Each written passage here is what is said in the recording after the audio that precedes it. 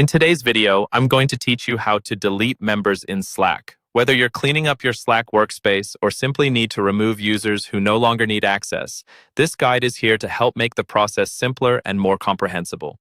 To begin, we'll need to access Slack through your preferred web browser. This might be Chrome, Firefox, or another option you favor.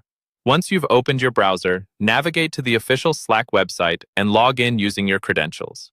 After you're successfully logged in, you'll want to locate the workspace from which you want to remove members.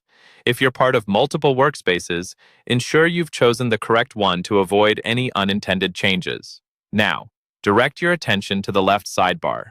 Here, you'll see a variety of channels and options. Look for the Members section, which will give you an overview of all users who are currently part of the workspace. Go ahead and click on that, and you'll enter a detailed list of every member, including their roles and statuses. The next step involves identifying the member you wish to remove. You can scroll through the list or use the search bar at the top for a quicker solution. Once you've found the intended individual, click on their name to reveal more details about their profile within your workspace. Upon entering the member's profile, you should see an array of options, including sending direct messages and viewing their email address. What you need to locate is the More Actions button.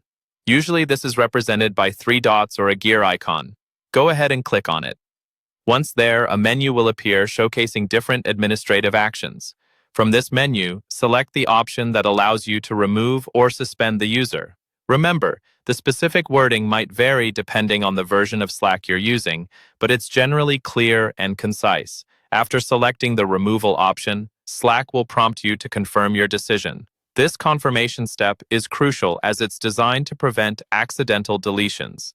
Double-check the name and email address displayed to ensure everything aligns with your intention. Once you're sure, confirm the action. Slack will then process your request, and the member will be removed from your workspace. You should see a confirmation message, which usually appears as a temporary banner or pop-up, indicating that the removal was successful. And that's it. You've now successfully removed a member from your Slack workspace. By following these steps, you can maintain a streamlined and efficient workspace while ensuring that only necessary users retain access.